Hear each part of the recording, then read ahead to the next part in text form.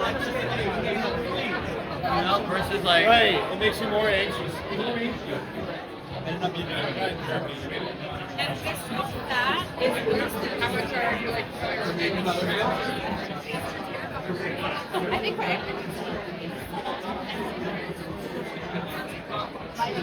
I'll take notes here. I think when I was going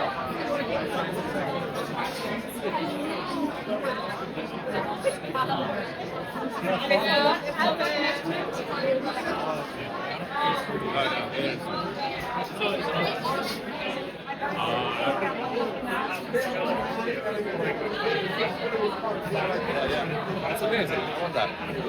We call it the fun.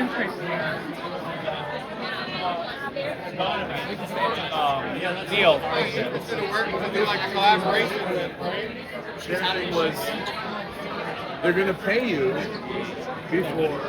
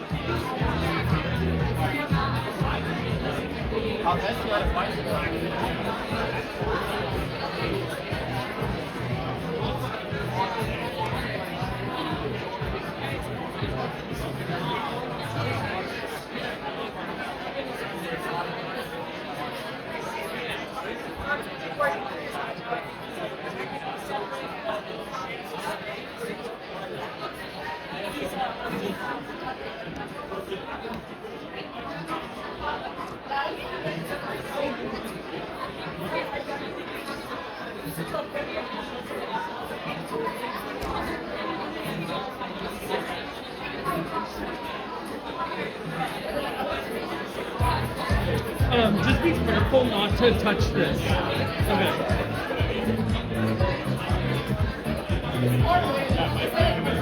Okay.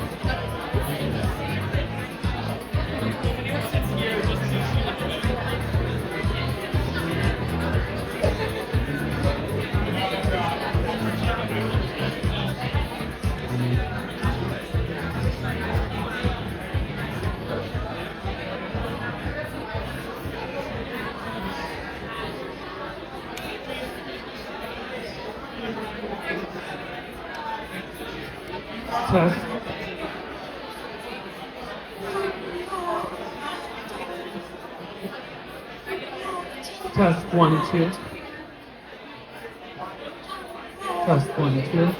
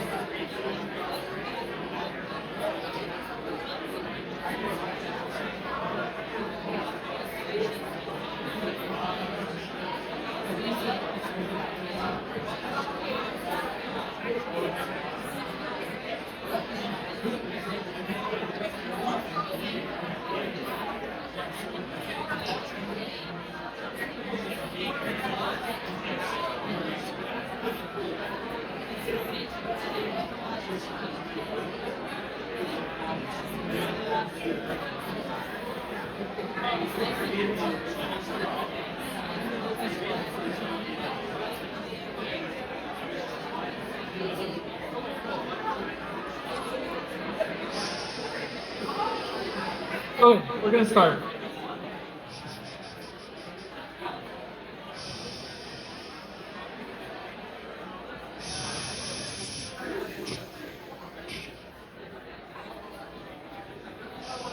Guys, be quiet. We're gonna start. Oh my God, it's so exciting. Well, in the back. In the back. Quiet. Okay, so it's the first thing is it's like not a great speaker system. So if people are talking, it doesn't really work.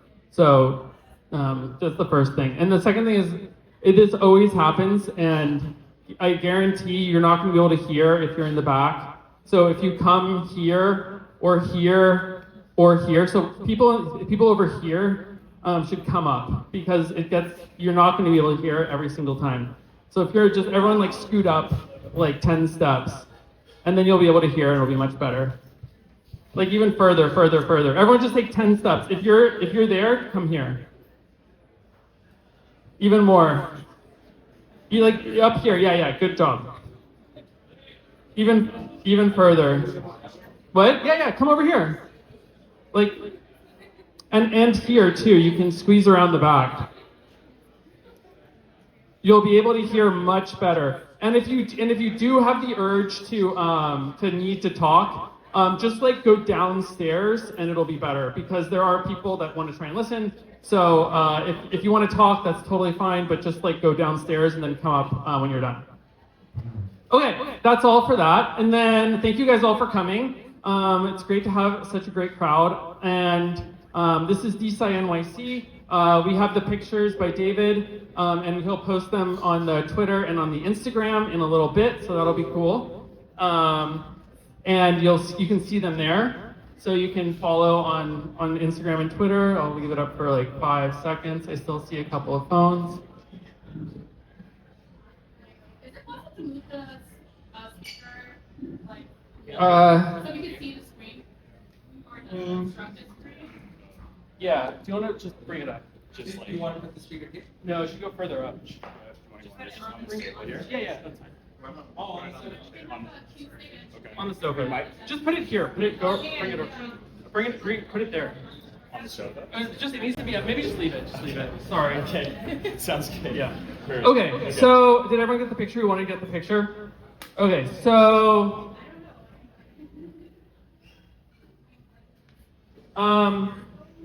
so who here knows what decentralized science is? We get this question a lot.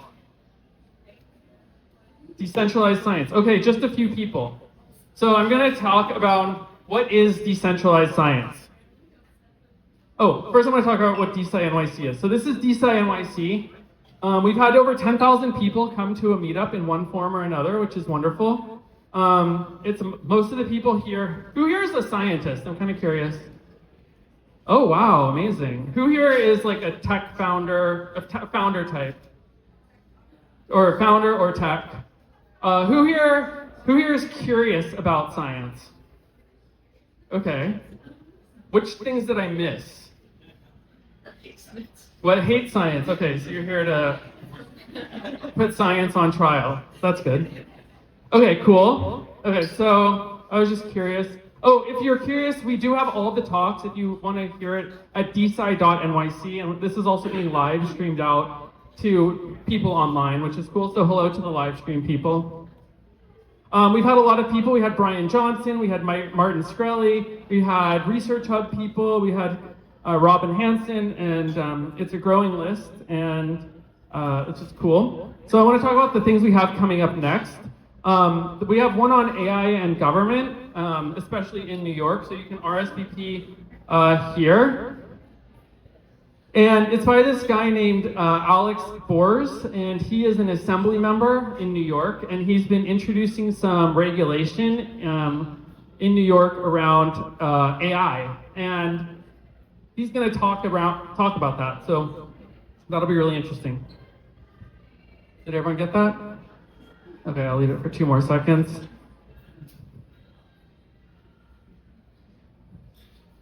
Okay, we'll send it out if 2. And then we have another one on nutrient transport and cell metabolism. And this is by a postdoc, Dr. Kenny, who's at Rockefeller University, and he's doing a postdoc there.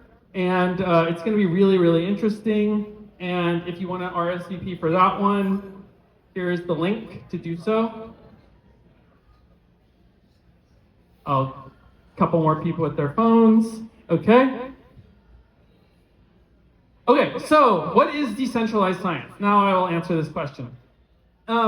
So a lot of people have done research in like a university setting, and you might have realized that when you do research in a university setting, it's sort of very insular, right? So it only happens to people, like the only things that people talk about are the things that like academics care about. And so it takes a long, long time for research to escape that.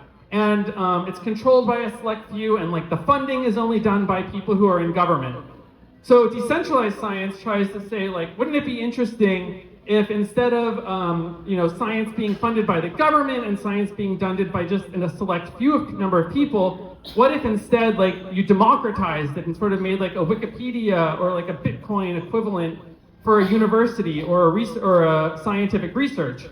So that's what decentralized science is about. Now that's like the goal, and you might have questions like what are some specific things that make decentralized research different from traditional research?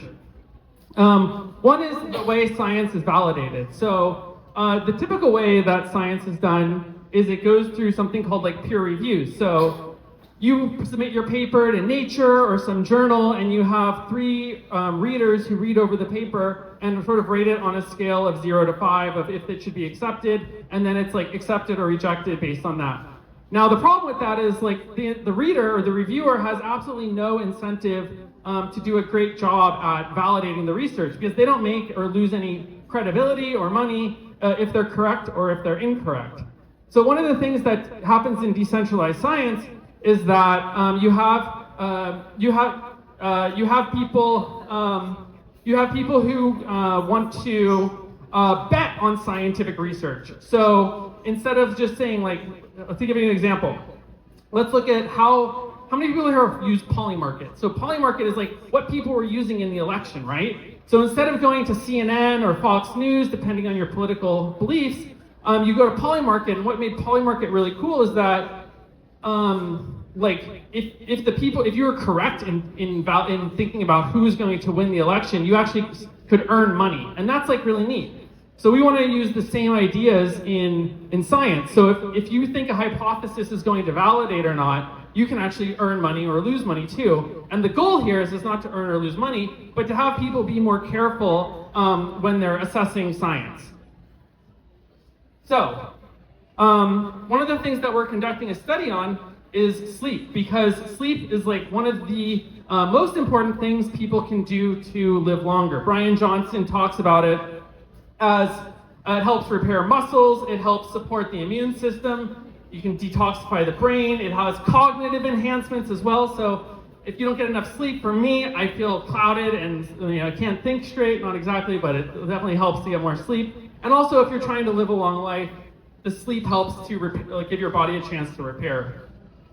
So I was looking at some of this research that happened, some of these people that have been doing sleep research using wearables and like Sleep 8 and Whoop. So I don't know if you saw this tweet, but during the OpenAI drama, the founder of Sleep 8, which is like a bed that sort of cools itself, tweeted that people are sleeping a lot less during the drama of OpenAI when Sam Altman was fired because of all the tension. And he noticed this a downgrade in people's sleep during this.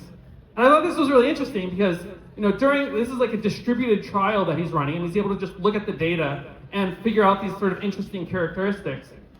And then more recently, Whoop came out with a paper that looked at how exercise near bedtime affects people's sleep quality.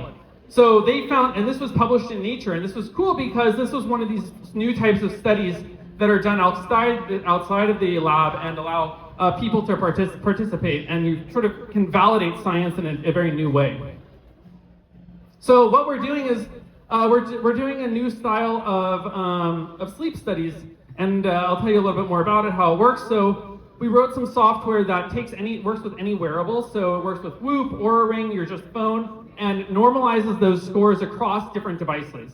So this is kind of cool because now people can compare the Whoop to the Oura to the Sleep 8 to just having a phone, and you can generate a sleep score that should be somewhat normalized so that they can be compared. And then we give people crypto to encourage people to participate in the trial. We give people crypto tokens for how many hours that they sleep and if they answer questions at the end. And the idea is they have equity in this data set. So now the people that participate are actually incentivized in some way by linking them to the final outcome of the study. So you can track patterns, you notice patterns, you earn crypto as you sleep. There's actually a lot of people in the audience who are on the app already, which is kind of cool. I see some familiar faces who are some of the top sleepers in New York and globally, which is the first ever sleep influencers, which is kind of funny. But I think this is going to be a thing. I think we're going to have people competing on biomarkers. And what's really, really cool actually is when you have thousands of people on the app, you can do research 1,000 in parallel. So you can do research almost 1,000 times more quickly than sort of a serial, more general study. It's much, sitting and seeing the data come in, it's actually quite fascinating. So we have the best sleeper, and we're trying to figure out what impacting sleep in a validated model, and giving people an incentive to participate by issuing these tokens, which will, if someone writes a paper, they can get their name on the paper, they can get equity in the data set if it's sold, all sorts of things. But this is sort of like what is decentralized science, where you're using tokenomics and blockchain to incentivize the creation of science. So currently we're doing a study on sleep masks and mouth tape and red light glasses and magnesium to figure out the effects that each of these things have, or if it's n=1, if things just matter for each individual person, or if there's some collective learning that can happen. And then one of the more interesting things is based on how much tokens you earn, you can then use those tokens to bet on things like, do men sleep better than women? Do New York sleep better than San Francisco? And you can start to play with these tokens and incentivize people to use them for having utility around them. One of the things we found already in this is that people's sleep score seems to decrease by 1.2 points based on the number of hours that they ate before bed. So this is a very preliminary finding, but I think it's cool that we're actually starting to generate data and generate findings that are new. And obviously this is just the beginning, but I think it's cool to show that we are generating data and finding interesting things. Some of the other things is this allows for much more nimble things. You can just look at the data and see it. You don't have to care. It's you're just starting up a GitHub project. You don't have to write a research proposal and get it approved by a million committees. Science here feels much more nimble. So ultimately, I think the goal is we want to be able to figure out longevity and have markets around each person. So you could have a prediction market based on people's wearables and biomarkers to be able to predict the outcome of how long they're going to live, so that you can accurately predict which types of interventions people should do to increase their lifespan. Some things. This is Stadium Science. If you're interested to download the app and participate in the first ever sleep clinical trial, you can download it here. Oh, lots of phones, amazing. If you want a job that's the second one. We are hiring. We have a great coding team now. We have a great design team. If you are like a business development type person and are very good at that, we are looking for a very talented person in that respect as well. So that's the second one. The third one is if you're an Android user like myself, we just released a version, but it's still in the App Store thing. If you want to get access to it, we can send you a code to do that. You can follow us at Stadium Science on Stadium Science _ on Twitter. Our website is stadium.science. Does anyone have any questions around decentralized science or sleep or DeSciNYC? Yes. You can just shout it, it's fine. Yeah, no worries. How long has the token been out for? There's no token now, it's just points, but people are acquiring the points, and it's around like a month. Like you will TG in 1 month, basically. Or we've had it for a month, and TG, I don't know when it's gonna happen. I see. Yeah. Okay, understood. I guess one general question is, and then we can take this offline, but like I guess for those of us in the audience who have director backgrounds, how do you address the fundamental self-factor that always comes from the fact that you are rewarding people with tokens in the drug topics?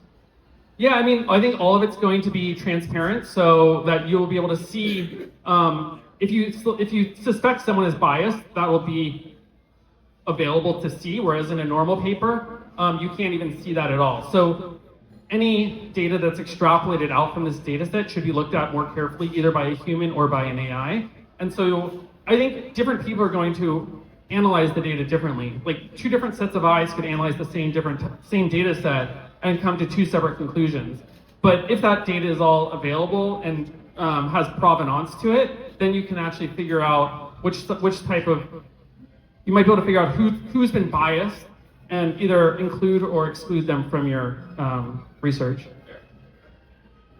Yeah, go ahead. So who will pay for this? What was it? Who will pay for it? What's the demand side? I think a lot of people would pay for it. So, I mean, one is people that want to do research, people that want to validate a model for like sleep studies. So like Sleep 8 or Aura or something might be interested in purchasing this data set. OpenAI might be interested in purchasing this data set to fine tune their model for health data. Maybe people in New York looking to figure out when people wake up so that they could, give them coffee or something. All sorts of, I think there's many different avenues. Yeah. How much would that work? I don't know yet. That's still be determined. Yeah. Okay, one more. Oh yeah, go ahead. I have a question. How do you control for placebo effect, and how do you set up a control group for this sort of study? Well, I mean, it's all tracked using like a wearable, so Whoop or Oura Ring, and that's a pretty hard thing to fake, like getting how much REM you're going to get, or I mean, so there are ways. I don't think that's our first order priority, but you could have people who opt in take a pill that they don't know, and they don't know if it's magnesium or if it's a placebo. And so like 2 people get an envelope and they put in a pill into an envelope that is known to be a placebo and one that is known to be not a placebo, and each one has a QR code on it. They scan all the ones that have the placebo. They scan all the ones that that are the actual thing. They put those in a bag, shuffle it up, scan the thing that they take it, and that's a way to do like a self-administered blind study. So you could control for that. It's not something I'm super concerned about right now, though. So, for example, like exercise and sleep, if you administer to just general public, and well, they probably have a preconceived notion of whether or not exercise before bedtime will help or disrupt my sleep. And those sort of, in fact, I guess we are controlling this. Yeah, I mean, for exercise, that's a really hard one to control for doing a blind study. I mean, there was a recent one on ketamine for depression, and like the reason that didn't pass the trial is because like people were obvious on if they were taking ketamine or not. I'm not so concerned about that immediately, but maybe we'll address it later. I don't think it's like a top priority. Yeah, go ahead. Do you have enough data to show whether or not daylight savings hampers or is better? Not yet, because we just started this after that happened. But I think that is cool. You could do that study, right? So I didn't think of that study, you did, right? And that's really neat because now you can just like propose that study. We have like a Reddit, I didn't show it, but we have like a Reddit style experiment list where people can upvote and downvote things for people to gain things, and then the ones that pass a certain criteria get deployed onto the test bed. Yeah. Could you do something with the congestion pricing? Congestion pricing. Yeah, I want to see if How? that made a difference. Oh, what do you Do mean? you have enough data? For how does Like, congestion sleep pricing affect better sleep? With less cards. Oh yeah, exactly. So there's another example that's the power of crowdsourcing, right? So I didn't think of that, but you could definitely do it, right? You could say we get people opt into giving their broad location. It's not super precise, but we know where people are located. So we could tell if people are located in the congestion area, and then do that type of study. How does congestion pricing affect sleep? Yeah. Can you speak a little bit about, like a few sentences about the privacy? Can I share this with my friends in Europe? Yeah, definitely. So we use Nillion Compute, which is like an MCP compute, where it's encrypted on the device and then sent and then stored, and then the data is stored. The data is computed over the back of that, which is so it keeps it private. There's also a lot of features in there to make your data public or private depending on what you want. Yeah. People in the back. Shh. Go ahead. Okay. Any more? 3, 2, 1. Okay. Without further ado, guys, people in the back, we can actually hear. And we're gonna take it over to Alex, who I met we were at Stanford together, and we studied computer science. I studied computer science, and he studied bioinformatics, sorry. And very interesting guy. He has an intense background in both research and in medicine. So we are very proud to have him. Give him a round of applause.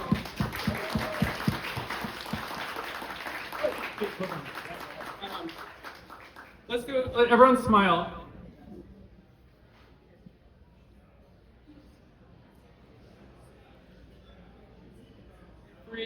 One more.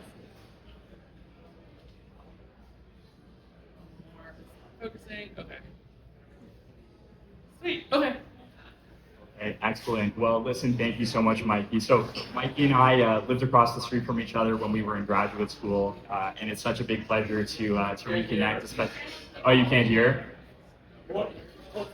Closer to the mic? Okay, perfect. In the back. Okay, excellent. Yeah, so Mikey and I lived across the street from each other in graduate school in California. It's a big pleasure to be here to reconnect. And so today I'm going to be talking about biomarkers for longevity. And I come here knowing that Brian Johnson has recently given a talk here at DeSci. And so I'll just preface by saying I'm no Brian Johnson, but I hope nonetheless you love the talk and you get a lot out of it. Because I'm a physician, I have to give you disclosures, otherwise I'll lose my license. So I have some equity in a biomarker company called Liquid Cell from my PhD thesis, and I have a venture capital firm called September. So I want to start the talk by talking about age. And when I was researching for this talk, I came across kind of a striking statistic, which is that age is probably, more than any single thing, the greatest marker and predictor of mortality at any given time. I thought that was very striking. And so age is very salient in two periods of your life. The first is on the day that you're born. Infant mortality, even though it's 2025, remains a huge source of mortality globally, developing world, developed world, across everything. So you have a high chance of dying on the day that you're born, but if you make it, you end up in kind of this valley of safety. But then age creeps up on you again. And as you get older, your mortality on any given day is actually really governed by age. And age is very strongly correlated with that mortality. This is data from Sweden, where they kept records in the 1800s. And remarkably, as you might expect, this curve of mortality versus age goes southward. It drips down over time as we improved, public health, sanitation, as doctors started washing their hands, some still don't, and as we kind of developed medical technology over time. I thought that was very striking. At the same time, we all know that life expectancy has increased, and in kind of the modern industrial era, it's increased in a sigmoidal fashion. I want to just give some further context by going all the way back to ancient times, and we kind of had this linear increase up into the medieval plateau, I'll call it, and then into our industrial sigmoid function. But how did this sigmoidal climb happen? Well, it turns out around the inflection point, we had things like public health, we had infrastructure, we had vaccination, we had sanitation, and that gave rise to this increased slope in the industrial era in the developed world. We then had, kind of in the early 1900s, post-World War II, or around World War II, we had modern antibiotics, we had penicillin, and then further, we had kind of these modern therapeutics that further boosted longevity. Then kind of in the 70s, and then a bit further, we started to tackle chronic diseases. We got better at diabetes, we got better at tackling heart disease, we got better at cancers. Breast cancer is one that really comes to mind, especially me as a cancer doctor, I'm very excited about. And we've done a tremendous job doing that. But here we are in 2025, and there's something very sad that's happened, which is that there's a stagnation. And this is, kind of as a physician, heart disease, we got better at cancer. Oh, sorry, there's a bit of feedback. Okay. So there's a little bit of stagnation in 2025. And so things are really stagnated. And then kind of like with everything, America really potentiates global trends. And so in America in particular, life expectancy has really plateaued and has even decreased. You might notice that there's a blip there. You might imagine that that's from the COVID pandemic. But even without the COVID pandemic, life expectancy has really started to plateau in the US especially. What's even more concerning is health span. And so those of you who were at Brian Johnson's talk will probably know health span is this measure that takes into account lifespan and also the years of life lived free from disease, from disability, and from suffering, and is a key metric. The problem is that health span has not only not really increased, it's actually started to contract, especially in America. America has an unfortunate distinction of leading the world in the gap between life expectancy and health span, meaning that health span is really lagging life expectancy, particularly in the US. And it's a bit small on the slide, but the United States is highlighted as kind of the top point in this graph, unfortunately, from this wonderful JAMA paper that I found. And then the other unfortunate thing is that the graph on the right shows that health span, lifespan gap in the United States is increasing over time. So health span in America is contracting. So I want to ask you, how should we think about the measurement of health? Well, to do that, I want to add some context and go back in time. Let's go all the way back to 400 BC, where life expectancy in ancient Greece was about 25 years, live fast and die young. And, Hippocrates was writing his aphorisms. And so aphorism number 44 just happens to be, people who might be a little bit overweight, they tend to not do as well in terms of longevity than other people. And so kind of this is one of the first times that somebody talked about a marker of longevity that I could really find. And it turns out you can tell a lot about health before you even do invasive testing like blood tests. This is a sculpture by Myron here depicting an Olympian, and even Hippocrates himself would know that this Olympian has a lot of life left to live compared to somebody who's pale, who's kind of in bed and kind of sick and bedridden. You can even just tell from the vibe of these two pictures. Oh yeah, like this? Yeah, you can even tell from these two pictures, there's a huge delta between them. In the medical community, we have a term, especially when a physician doesn't want to examine a patient. I'm not endorsing not examining a patient, but a doctor might say, looks good from the door. LGFD, they might write that in their note. And certainly the picture on the left looks much better from the door than the picture on the right. And you kind of just get this vibe. So, but how can we really quantify this vibe about lifespan? So starting in the Renaissance era, there's this guy, Santorio, and he wrote a book called De Statistica Medicina. In it, he was kind of like a Renaissance era Brian Johnson. He was weighing himself every single day. He was tracking all the food that he was eating. He was measuring like how much he perspired, called an insensible loss. And he's trying to correlate these against his healthcare outcomes. And so I thought that was very fascinating. Then there's this guy called Quindlay, who actually invented the body mass index. And then Ansel Keys renamed it to its current name of BMI in the 70s. And this is another example of an early biomarker that was made. Finally, in 1969, this is one of the seminal papers, or first times that somebody wanted to make a measure of how fast a human would age. And it picked up on many different metrics. Some of them we know very well today, like hand grip strength, which we continue to use, blood pressures, which are certainly very validated. We use cholesterol, and then something called the vibrometer. I can't imagine what it does. Maybe it measures vibes. I'm not sure. But vibes, visible and invisible, we quantify them. This gut feeling that we have when we see a patient as a physician, or when you feel something yourself, we quantify them using a biomarker. And so what is a biomarker? A biomarker is a measurable indicator of a biological state. They help us to understand and measure age, health, and longevity itself. Now, a little bit about me. How did I come to study biomarkers? Well, when I was doing my PhD, I became very excited about bioinformatics and about cancer. There was a tremendous amount of activity happening in cancer during the time of my graduate studies. Around that time, immunotherapy was really, bursting onto the scene and very popularized. Immunotherapy for skin cancer won the Nobel Prize in 2018. And it turns out that people who have metastatic melanoma, metastatic skin cancer, about 50% of them will have a dramatic response with immunotherapy, whereas in the past, it would have been a death sentence. But it's a double-edged sword because immunotherapy seeks to unleash the immune system against the cancer, but it can also mediate an autoimmune attack against your own body, sending about half of patients to hospital, and even in some cases, it can cause death. So in my graduate studies, we profiled the blood of patients before they got immunotherapy, and we found cell phenotypes, or types of cells, that are very abundant in patients, and we figured out which of the patients, based on their cell phenotype makeup from this blood test, would go on to have a severe immune-related adverse event. And so this is our AUC from the validation cohort. And it was a big pleasure to do this, and I continued my interest in cancer. I finished medical school, and then I'm actually just finishing my internal medicine residency imminently and starting my oncology fellowship any second now. Back to the germane topic of this talk is age. So part of aging is this genetic program of development, and another is the accumulated of substances, experiences that we are exposed to during our lives. I want to ask you, can you guess somebody's age just by looking at them? And can we fit to age using parameters that we find in a blood test? This next slide demonstrates a very important paradigm in the field of longevity science. So what a lot of researchers in this field do for the past 15 years or so is they take all the patients' chronological ages in a cohort. We call it a training cohort.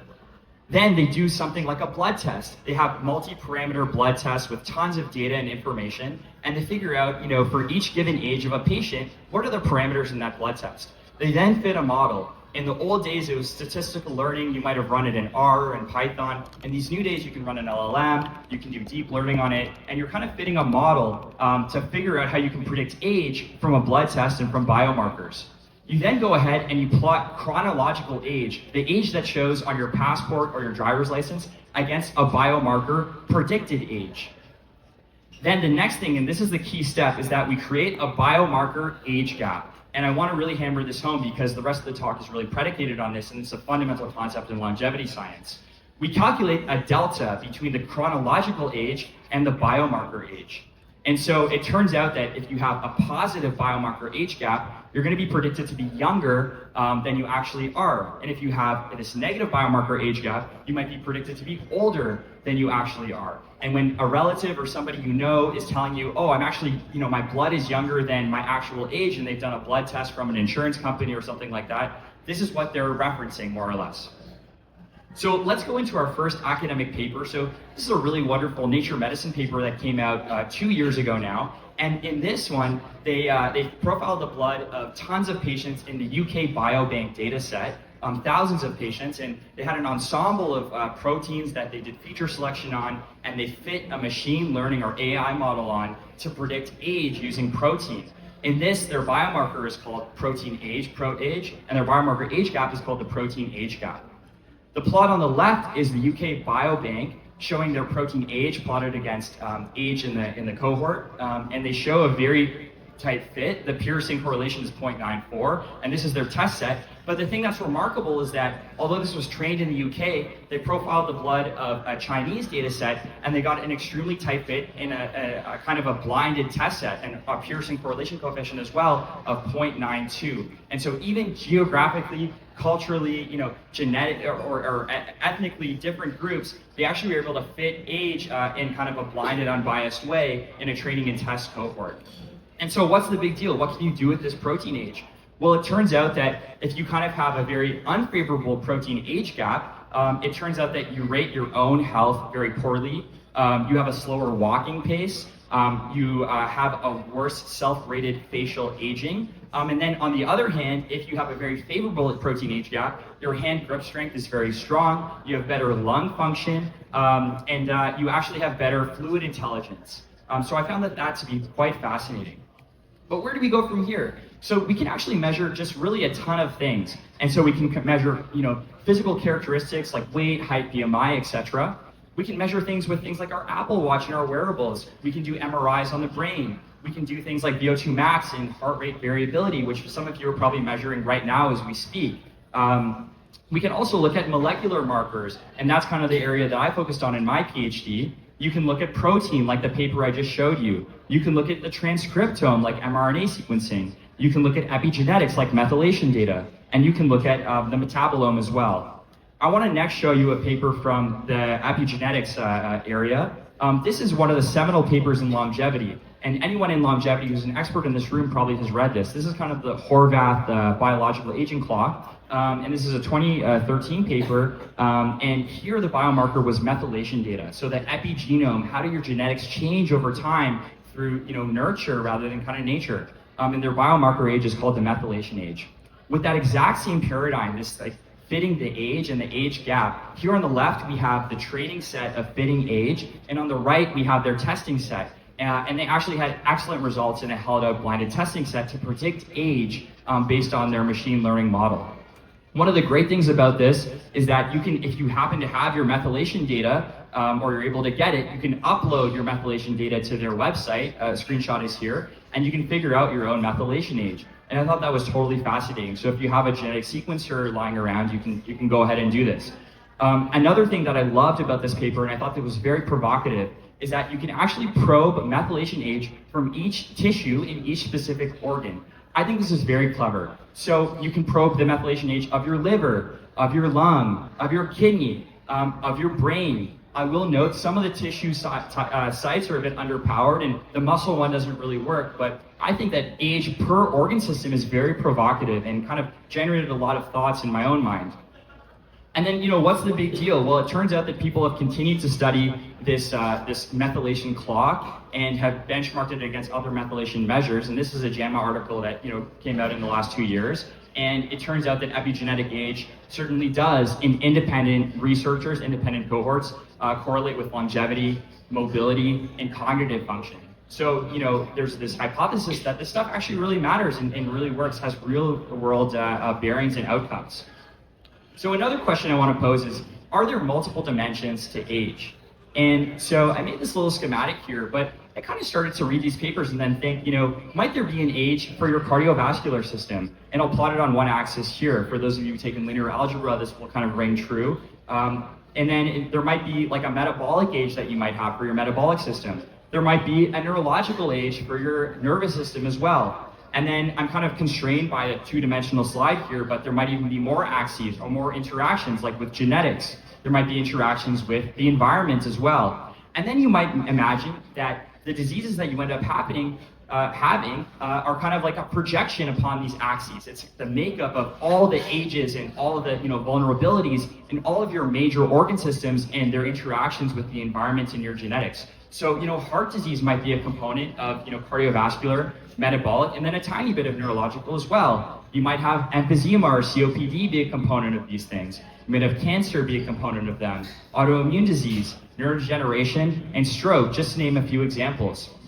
I want to just loop back just very quickly to the protein age paper, because in their supplementary material, there's a very provocative figure. And what they found is that for protein age, they're actually able to stratify patients who had kind of low protein age gap, so very favorable age gap in green, all the way to poor protein age gap, unfavorable in blue. And it turns out if you have a very poor protein age, meaning that the protein age that by your blood is much worse than your chronological age, you're much more likely to have a chronic disease. And this can be autoimmune, like rheumatoid arthritis. It can be a type of cancer. It can be heart disease. It can even be a stroke. And I found that to be totally fascinating.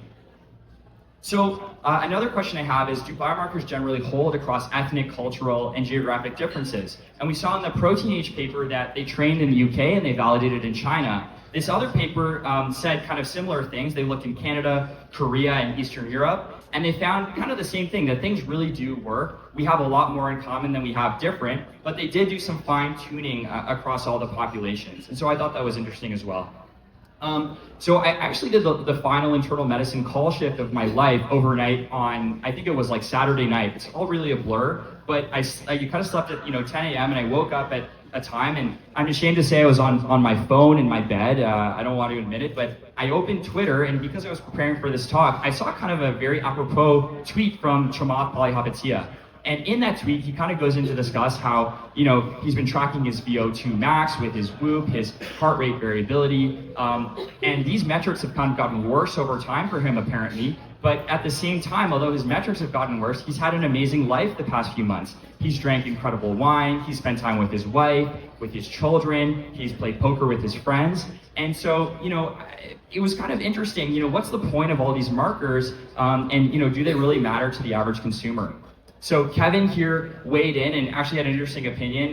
Kevin says that body fat, LDL, like your cholesterol, and blood pressure are much better validated than HRV, heart rate variability, and some of these other metrics. Brian Johnson, the GOAT, of course, chimed in here and said to Chamath, let's just focus on a few key things and do one thing at a time. I think very sage advice from Brian Johnson here. Eric says, I actually don't trust this stuff at all. Chadan says, I extol the virtues of lifting. Very reasonable. Daniel says we're measuring way too much stuff. Reasonable as well. But Will chimed in as well. And Will actually happens to be the CEO of Whoop. And this is actually very fortuitous and very fortunate for me because I happened to be giving this talk and Will decided to release Whoop's health span feature on May 8th, just in time for DeSci. And so Whoop's health span feature gives you kind of your estimated age, and then it gives you this delta age as well. How much younger you are than your chronological age based on all of the metrics that Whoop kind of aggregates. And so I don't have all the specifics on how it works underneath the hood, but it does aggregate these things. It puts them into a machine learning model. It'll aggregate like your age, your weight, VO2 max, how much you're exercising, and all those sorts of things, and kind of give you this Whoop biological age. And for those of you who have the latest edition of Whoop, you can actually find this, and you can figure out kind of these metrics and look further into your health span. So I think that's totally fascinating. As you know, there's tons of consumer wearables that are out here. I won't go too deep into them, and I'll keep it more academic. And then, harkening back to Brian Johnson, you can even buy Johnson's blueprint, system, and you can measure your age per his company with some blood tests that they offer as well. So there's a ton really on the consumer side. But I want to bring it back to biomarkers and AI, just to kind of round things off. So I wonder, how will AI and large language models act as biomarkers, and how will they allow us to understand and even extend longevity? The first paper I want to just quickly touch upon, and I think this field's a little bit immature, but that researchers are actually looking at MRI images with deep learning to scan your brain and kind of give you an age on the basis of your brain. So there's a lot of activity in this field. It turns out that your brain age is very correlated with mortality, but there's kind of mixed data so far on if it's correlated with your cognitive function. So I think probably a lot of potential there, and I'm going to be watching that very closely, but very early for that. This is one of my favorite papers that I came across. So this, again, came out just now. It's just breaking. It's May 8th, and this is from a bunch of cancer doctors, and this is very near and dear to my heart. These scientists here and these doctors, they actually trained on a data set of publicly available face data to predict how old you are on the basis of what your face looks like. And these are just healthy patients. Then what they did is they had cancer patients from the Netherlands and from Boston. They had lung cancer, they had other types of cancer, and they applied their facial recognition or facial age AI algorithm to the cancer patients to figure out, a face age of them. The thing that's striking is that facial age actually can predict overall survival. And for those of you who are familiar with Kaplan-Meier curves, it turns out that the older your face age score is, the less long you have to live, unfortunately. But the interesting thing is that it can really stratify people, and significantly so. They achieve statistical significance with just this AI algorithm. It turns out that your facial age in a cancer patient is more predictive of survival than actually your true chronological age. And I thought that was extremely fascinating, and that's kind of borne out in this forest plot on the right. One thing that was interesting as a side is that it can actually predict who's a smoker and who's not. It turns out that your facial age AI score is really correlated with your smoking status, and significantly so. And then as a physician myself, I was a bit sad to see this, but also really not surprised at all. It turns out that facial age is actually incredibly good at figuring out your survival at 6 months from when it does the prediction. The area under the curve, or kind of an accuracy score, is 0.8 for 6 months survival predicted by the facial age AI algorithm. For doctors on their own, without any assistance, it turns out that it's much worse. It's 0.6. So doctors, it's like flipping a coin to figure out who's going to survive at 6 months. For doctors who have the patient's physical chart, the electronic health record with them, it's much better. They get a lot more data. And then doctors who have the facial age score and have their own clinical judgment and the chart, they perform as well as the facial age score. But we've seen this time and time again, where actually an AI algorithm trained very well and precisely is very good at predicting clinical outcomes. And unfortunately, physicians with algorithms together, they're actually not often able to beat an AI algorithm at predicting outcomes, even when doctors have assistive AI at their disposal. So, super curious, maybe not the best news for doctors like me in my shoes, but as a scientist, totally fascinating. I want to draw your attention to kind of one final paper, and this is more in the nebulous, cutting edge part, and this one actually is only in bioRxiv. It's not in a peer-reviewed journal just yet, so everything with a grain of salt, but in this one, the authors read the electronic medical record, they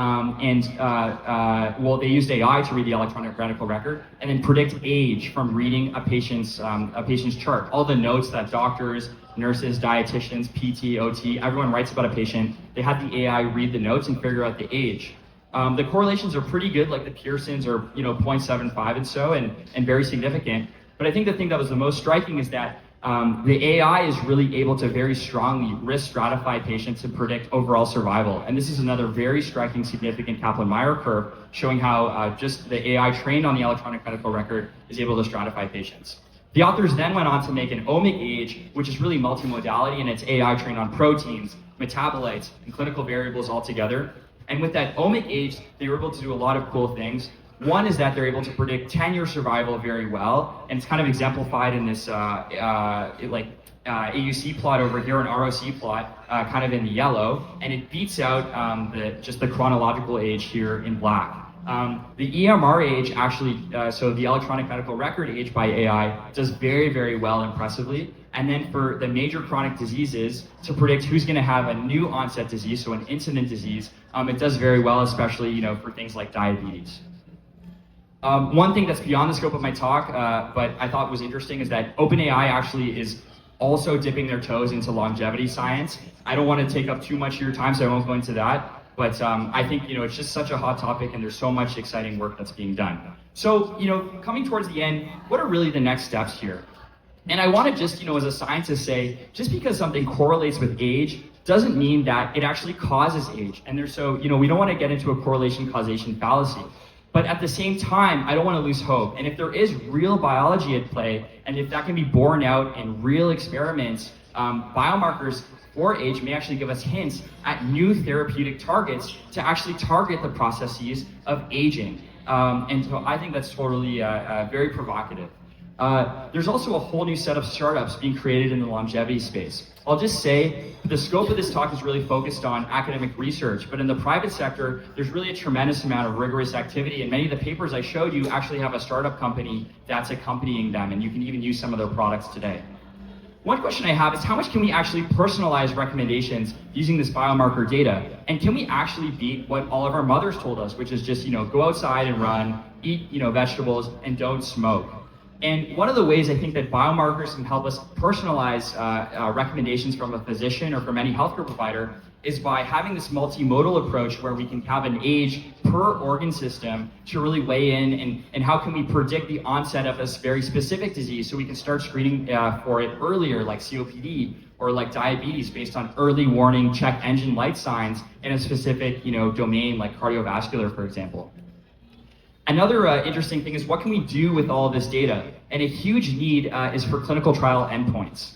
So there have been clinical trials which are actually using methylation age and some of these other age metrics as endpoints. One is a calorie restriction clinical trial. One is a trial for the drug rapamycin, and anyone who's read the book Outlive by Peter Attia, he goes into rapamycin a great deal in the introduction of the book. And another is for plasma infusion. And so all of these clinical trials registered with the NIH use these biomarker ages as an endpoint.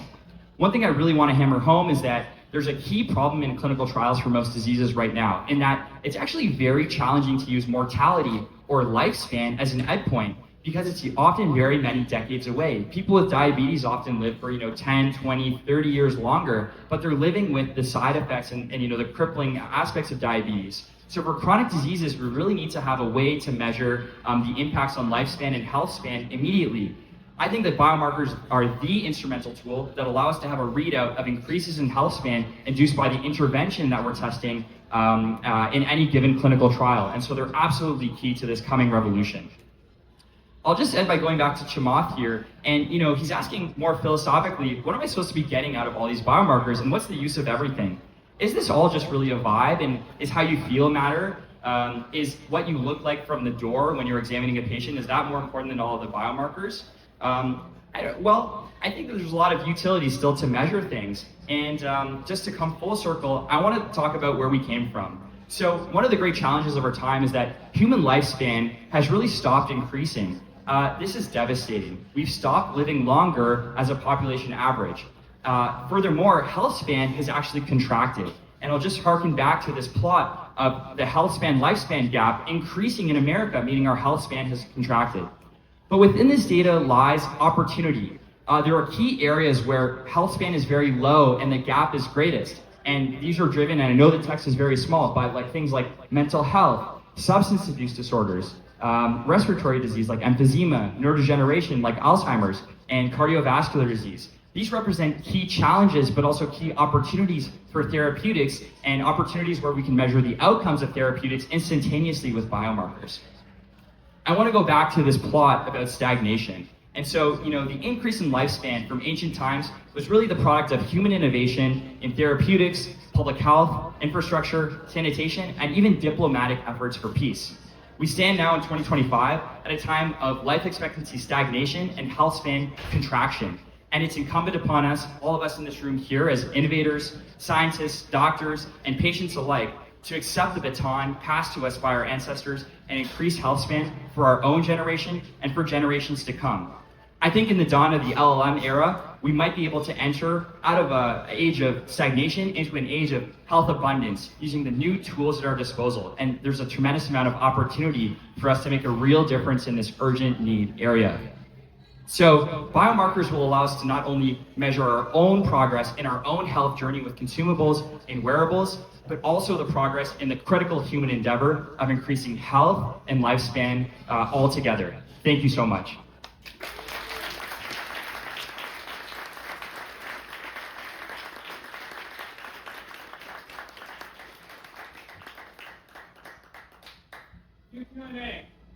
Is there a question? All right. Yeah, go ahead. Are you familiar with the Dune and Pace test? Wait, there's people who are, so you hand them the mic and then now. Oh, they speak with the mic? Yeah. Oh, wait, no. Oh, sorry, okay. And then you can pass it to them, yeah. Oh, okay. Are you familiar with the Dune and Pace test? Yeah, I saw it. I didn't. Yeah. Oh, and I take it back. Okay. Yeah. Thanks. Sorry, I'm new at this. So, Repeat the question. yeah, am I familiar with the Dune and Base test? Yeah. Yeah, yeah. Can you define it? Can you define what it is for us? Yeah, No, really hold it close. Oh, sorry, guys. Okay. Okay. Excellent. I saw it preparing for this talk, but I didn't go into a ton of detail, so I won't kind of speak out of my depth on that one. But I know it's one of the very promising, tests for health span and longevity as well. Yeah. Okay. Yeah. What's the test for? The Dune and Base test. It's another, competing test. I forget which modality it interrogates, but another promising, exciting test for health span. They have a leaderboard, and I think Brian Johnson's number one. But you have to do the test sequentially, 3 times over 6 months to be number one on the leaderboard or top 10. Wow. Okay. Yeah. So for those of you in here, they have a leaderboard, and you can figure out who's the top one, and Brian Johnson's the top on the leaderboard. So I think that's quite fascinating. I guess, yes, I'll give the mic to someone who hasn't spoken yet. Anyone, you guys, none of you guys have spoken. Can you pass it to the lady just over your right shoulder? Hi. Go Trees. I went to Stanford. Let's go. I don't know how I did not come across you when I was living in Escondido Village, Okay. if you're also living there. But I have a question. Do you know if any biomarkers seem relevant for health disparities? My geriatrician physician friend is asking. Yeah, I guess I'll grab that. How can she there's get a in second. contact with you? There's- Last question. You know, it's such a good question, and I didn't pick up on a specific one, but we do know that like there's methylation outcomes from living in poverty. Like poverty actually changes your methylome. You know, the toxicities in the air, the stress of being in poverty, all of these certain things kind of weigh upon us in our genetics. I didn't come across on a specific biomarker for health disparity, but I can imagine if you go back and reanalyze some of these cohorts and some of the data, you will be able to find something. I'm sure you will. You know, in geriatrics, I've done a geriatric rotation, and I work, you know, primarily with adults probably over 70. To be honest, the median age of my patients is probably 65, and it breaks my heart to see, you know, patients from impoverished backgrounds. And so I think that they deserve access to these health span biomarkers all the same. And so I think a key challenge for us is to be able to distribute this good to all sorts of populations. So I don't have an exact answer for you, but you might imagine that reanalyzing some of this data stratified by, you know, income level, I think there will be signal there. I really do. Okay, Thank you. So great talk, but I think the question that I have, and it's more of a comment, isn't this whole idea behind biomarkers and endpoints only dependent on where the science is currently? So my understanding is you're an oncologist, I'm an oncologist, and we know that even surrogate endpoints like PFS, when it comes to things like immune therapy, don't do as well, and nobody would dispute that immune therapy isn't beneficial. So like, as science advances, isn't it feasible to say that the current biomarkers and what they show and the current endpoints that we use easily going to get replaced? So like, do we, and I know a lot of private companies are putting a lot of money and stock into some of these things by saying, well, this is absolute first science. It's hard science today till the science actually changes, and then it's yesterday. Yeah, I think that's an excellent comment, and you're an oncologist with a lot more experience than I have, but I think it really rings true. And I think part of biomarkers is, you know, we're looking under the lamppost and we're examining things that we can actually measure. And so we have this paradigm of, you know, biomarker age, but this may not be the paradigm actually forever. And so that might change. And then, you know, there's a huge financial incentive to show that an endpoint changes, that the p-value is different, or that the box plot of group A is different than the box plot of group B when you stratify by a key biomarker. And I agree, like the goalposts may very well change over time. And I think one of the key, most critical questions is, are these biomarkers going to actually translate into benefits in quality-adjusted life years, into real health span, however you want to measure it, by having a better, longer, you know, more symptom-free life? Those are the major questions, and some of those questions require years to kind of really bear out in the data. And I do think that the goalposts will move over time as we become, you know, more expert in this field, as AI is better and we have more access to data. But I think it's a great comment, and yeah, thanks for the comment. I appreciate it.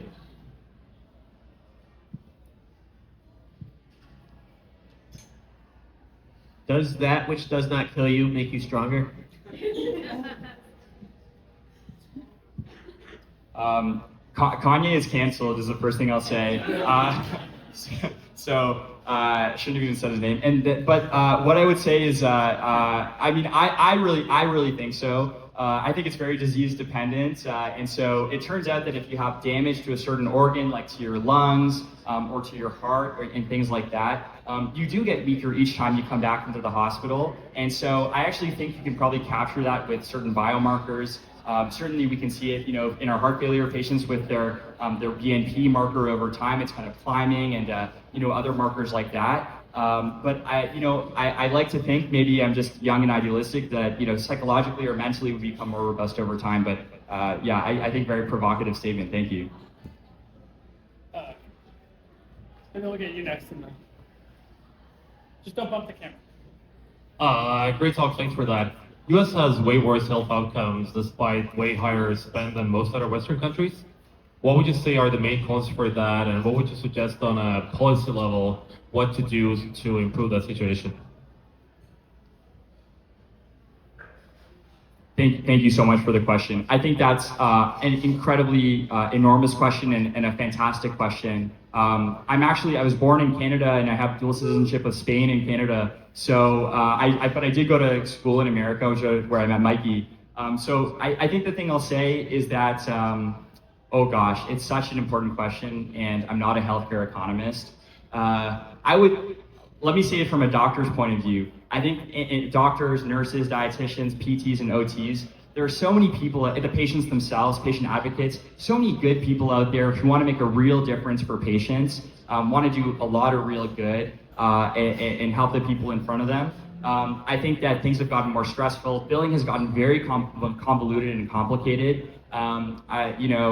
There's many models across the world that work more efficiently and work better. I think anything that we can do to reduce overhead, reduce administration, reduce the complexity of billing, reduce the complexity of seeing patients on the healthcare provider point of view will reduce our burnout and make us more adept at fostering good healthcare outcomes. But I think it's an enormous question, and I thank you for it. Probably am not equipped from an economist point of view just today, but I really appreciate the question. It's a huge question for America.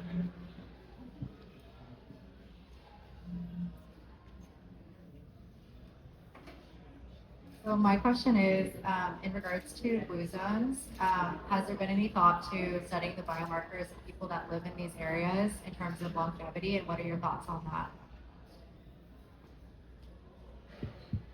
So, I think it's a fantastic question. My ancestors are all from the Mediterranean, and I tell all of my patients, it doesn't even matter what you have. If you kind of walk in and you see me and we spend enough time together, I'm going to tell you the Mediterranean diet is what you should be on, no matter what. And so I think in terms of the blue zones, I actually would like to study, these populations, and I'd like to know what their methylome looks like, what the proteins look like in their blood. I think that would be very curious. Something I'll say is that not everybody, in Spain or in Japan is a paragon of health, and they're still smoking and things like that as well. But I would be very curious what the blood looks like in those areas and what the biomarkers look like. And actually, is there an interaction with culture as well? Is there something about family, about community, about having a siesta once a day that really, potentiates healthcare outcomes? I'd love to know the answer to that. I don't have an answer today, but I'm, very curious about that too.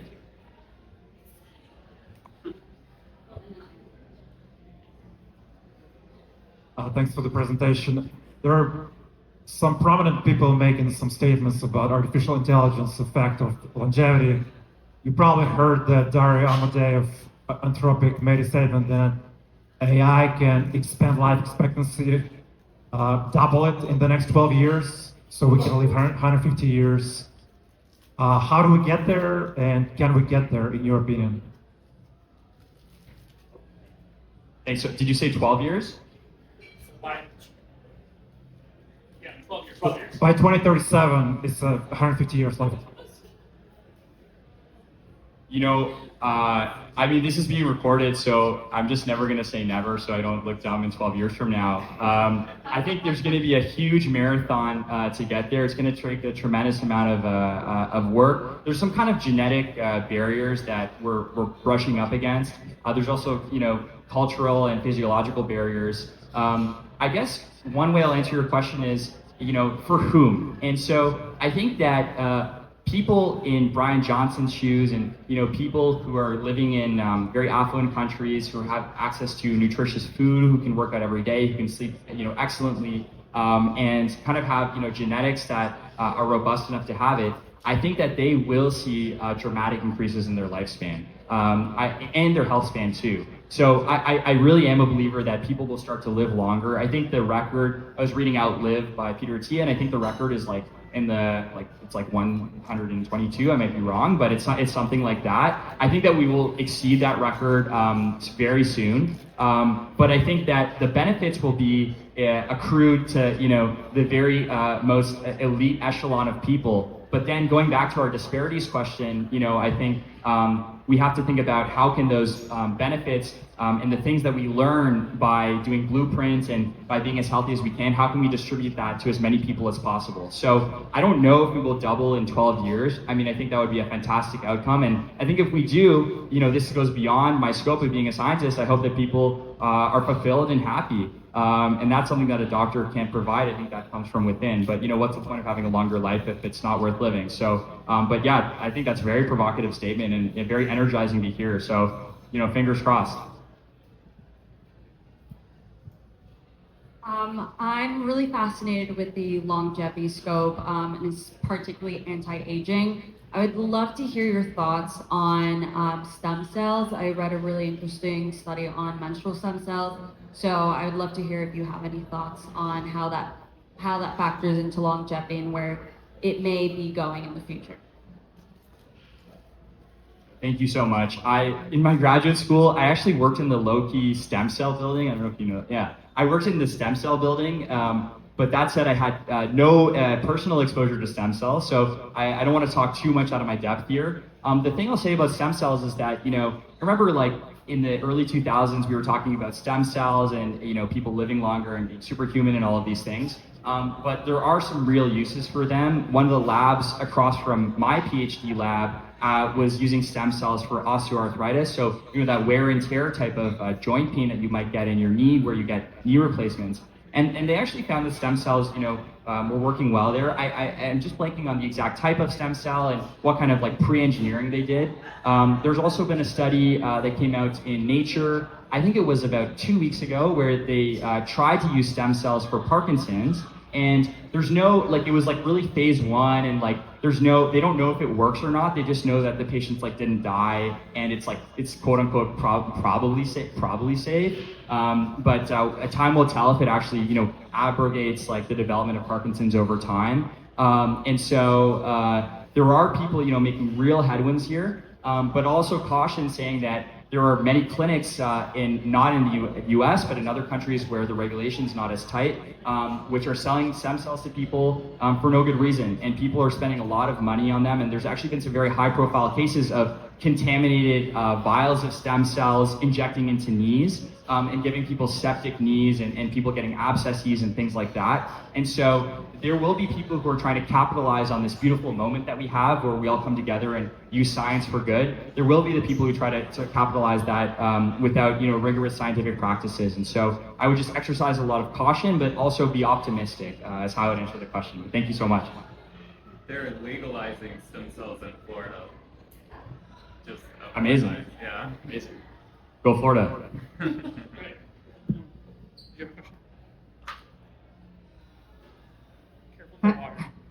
Hi, thank you for your talk. I probably have 2 questions. First, may we comment that all biological ages, we actually have huge variety and considered not reliable by some and by me as well.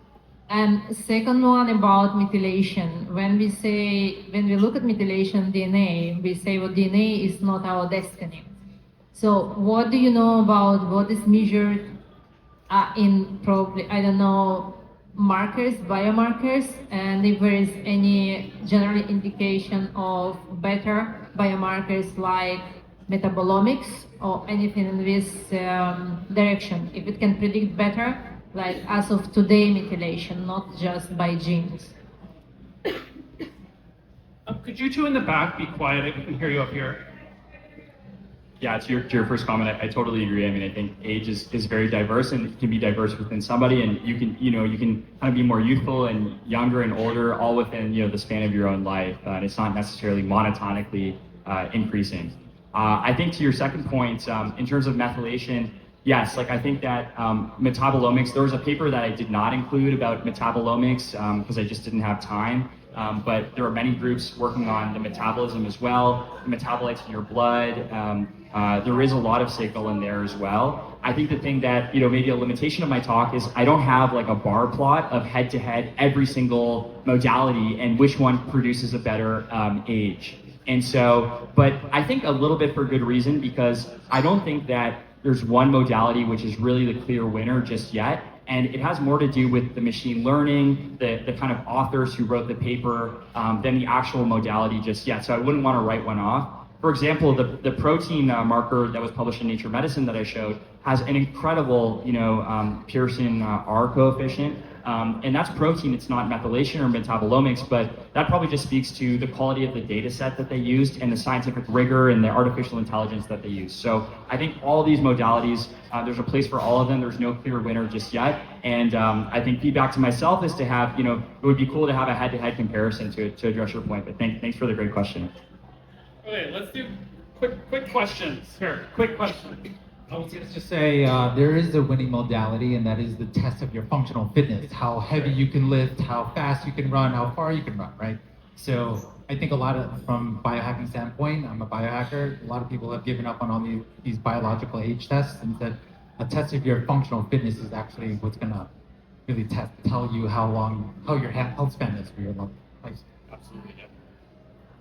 Hi, great talk. Quick questions and quick answers. Yeah, you were you're doing trials on the drugs.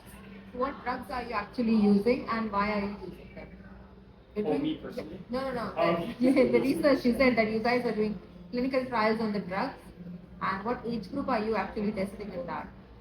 Oh yeah, quick answers. Yeah, I don't have all the specifics, but some of them are lifestyle interventions like a calorie restriction, and it shows that calorie restriction, is correlated positively with metabolic outcomes. There's one on rapamycin, and similar. I don't know all the metrics offhand, but and actually I couldn't find the actual article in time to post like a nice figure from it. But there's kind of other agents that people are trying. Another one is plasma, so giving plasma from a younger person, like a blood product from a younger person into an older person as well. Very science fiction, but we wonder if it actually helps people with Alzheimer's disease too. And then others are just like good old-fashioned like diet interventions. So it turns out diet interventions, just like your mother would have told you, work super well, and others are exercise interventions. So I don't have all the specifics for you today, but I think it's an excellent question and a great area of further study that needs biomarkers to understand.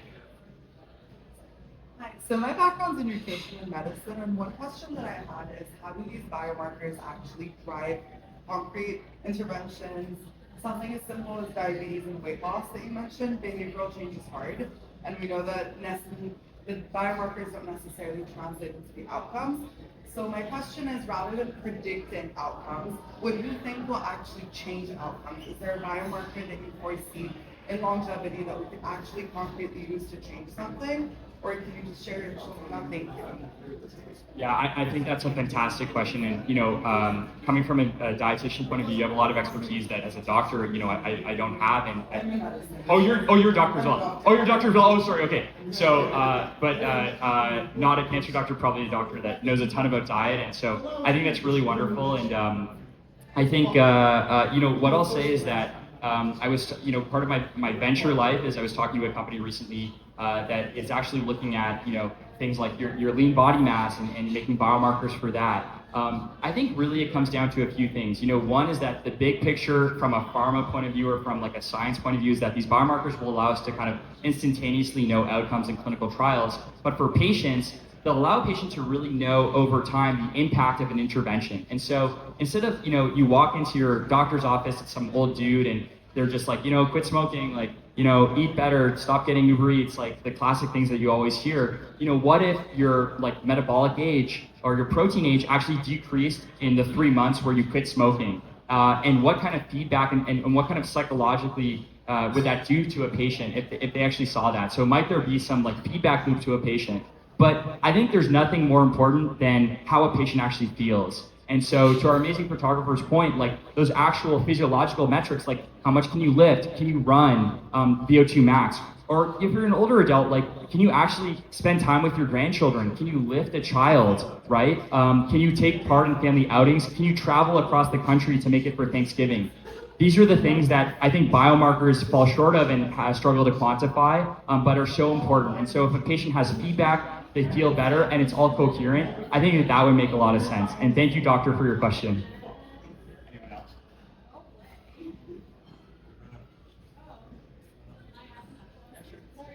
This is my I'm Jen. So I'm curious, what's next in your research? Or can you share? Yeah, yeah, a complex question. So I'm, in my, I guess my academic research, I'm researching with single cell RNA sequencing lung cancer, and I'm trying to figure out which immune cell populations are mediating different outcomes within lung cancer treated by immunotherapy. So continuing on from my PhD research. But I think, in the broader spectrum of things and my broader interests are in healthcare and AI, are in biomarkers, and in all of these things together. I'm actually particularly very interested in how large language models can read the clinical chart and predict patient outcomes and help us have kind of a large language model health score that's read, figured out by reading a chart instead of having a human doctor read it. I think that will give us a lot of insight and a lot of markers about how long patients will live. There's been some early work on large language models predicting from a patient's record in the cancer context, like how long somebody will live, and I wonder if it might help us guide therapy selection in cancer itself. So I think things with the large language models and the patient record are very provocative, very exciting. I'd like to kind of mesh that in a multi-omic way with traditional things like the immune system, blood draws, and figuring out the best chemo or immunotherapy to use in a cancer patient. Those are some of the things that really excite me. And then one follow-up, and how would you want your research to impact healthcare policies or health insurance here in the U.S. or in the world? Yeah, great question again. Yeah, I was born in Canada, but what I would say, I went to school here and done medical things here as well. What I'll say is that I want insurers to be incentivized the same way that I want incentives to be aligned between patients, insurers, and doctors. I want us all to be in the same boat. I want us to invest in things that make real measurable impact in health span and lifespan and quality of life. I want my patients to have more good years on planet Earth. I want them to be able to go to Thanksgiving to spend time with their children. And I want insurers to pay for things that allow for those incredible moments that give us joy in our lives. So I want evidence-based, effective things that we can measure with biomarkers to be invested in by insurance. Great tagline. All right, last question. 3, 2, okay. Quickly.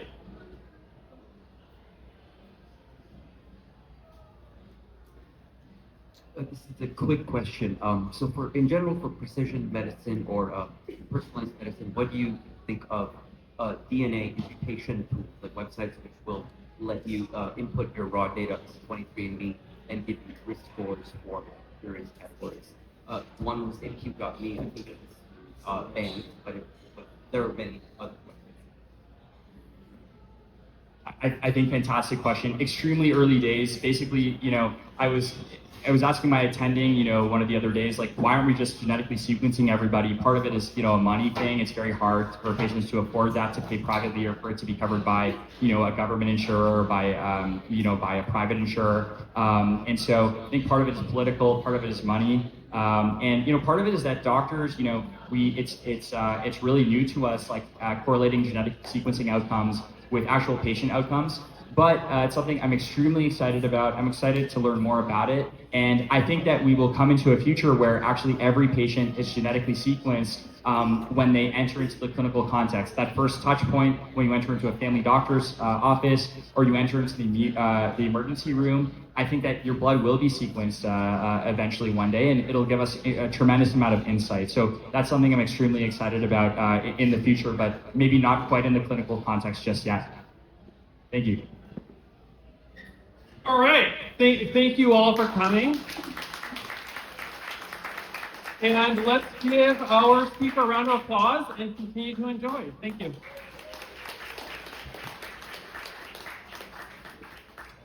Hey, nice to meet you. Thank you.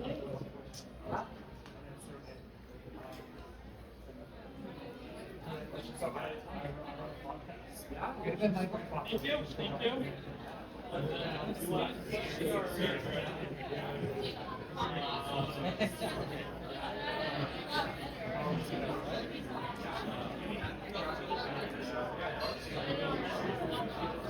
Yes, I'm in New York, but I'm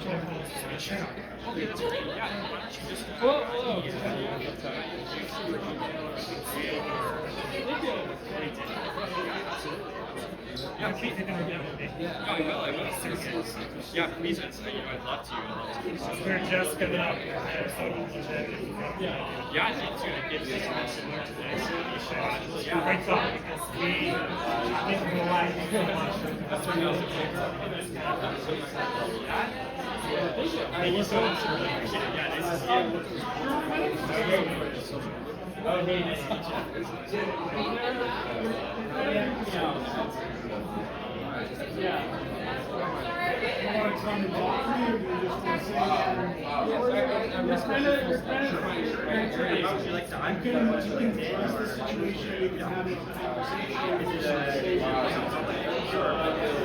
Academic environments that we're trying to create.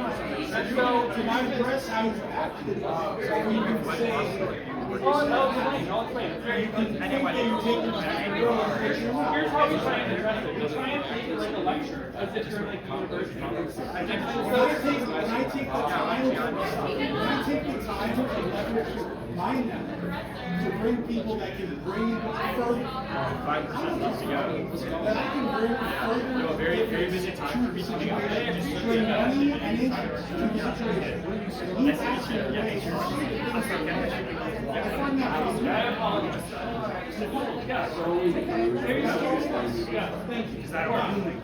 We did enjoy the event. Thank you guys for coming. Thank you guys for coming.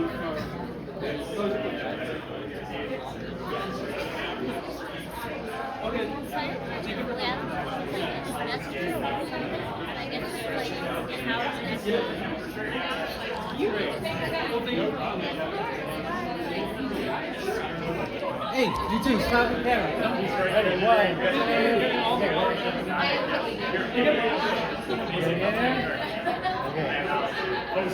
One, two.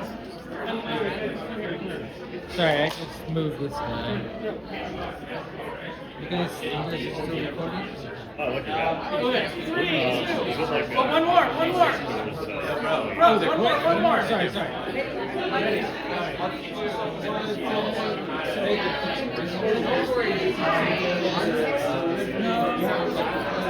No, I got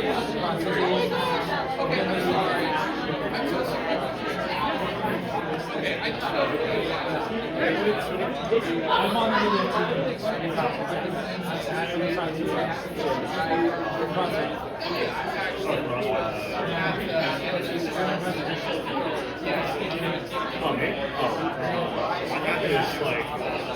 It's like a, just like kind of a workout. It's like, it doesn't get too heavy and lumpy.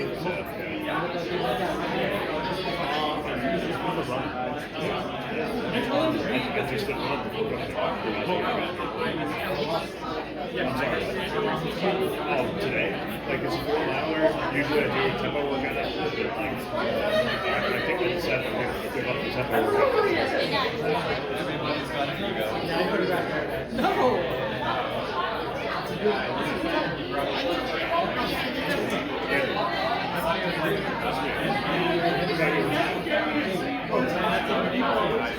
Okay, yeah, it's all good.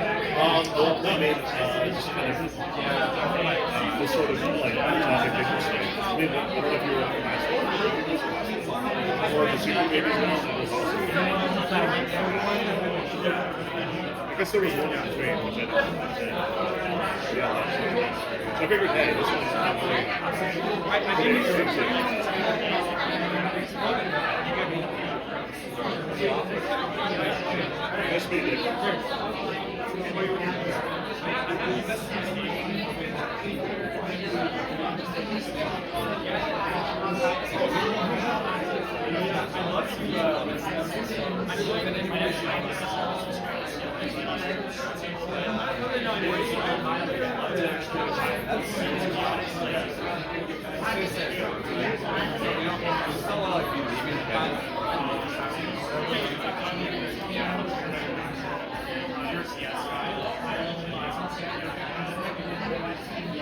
What are you saying?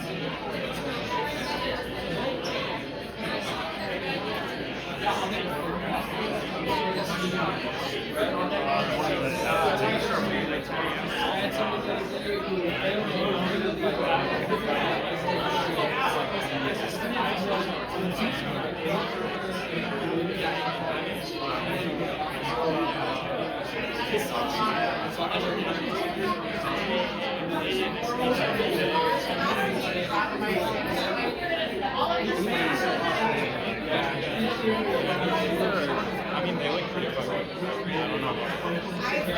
It's because they have I think it's like a sudden like and they're very, yeah, they're very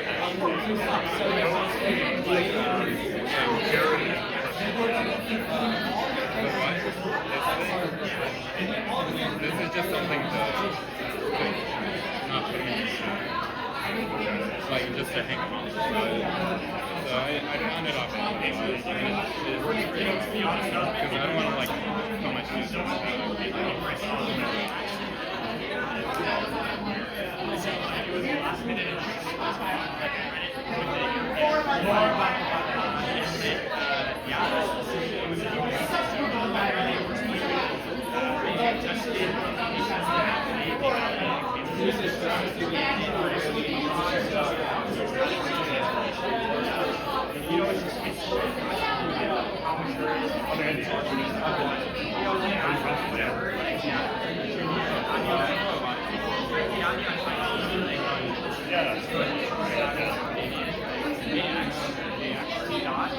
Yeah, I guess not exactly, but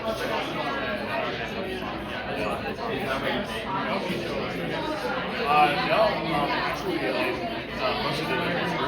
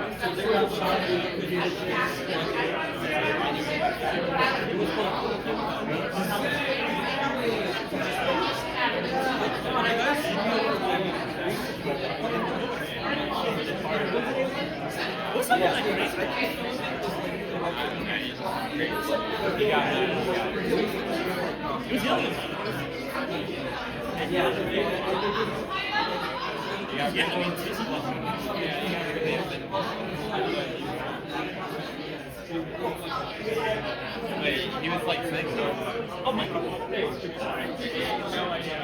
Are you? Yeah,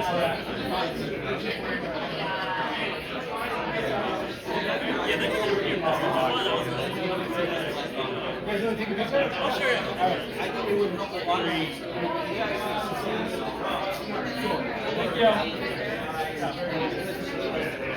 It takes a lot to get a drug to be so tall and big.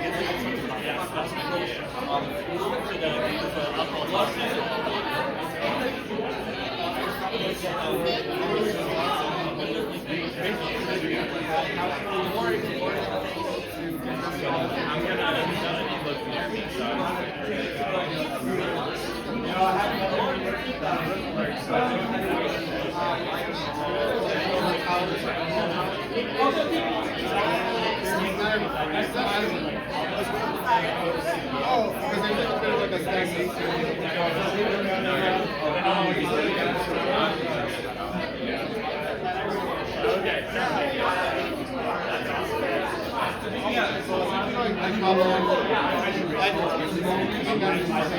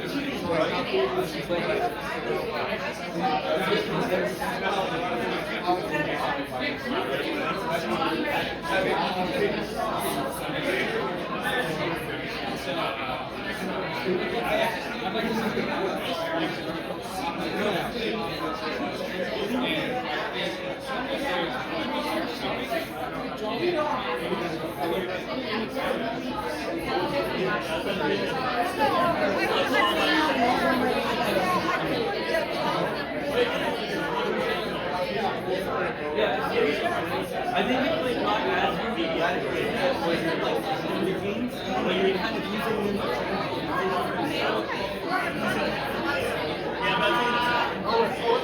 Oh, Benji, yeah. I think, yeah.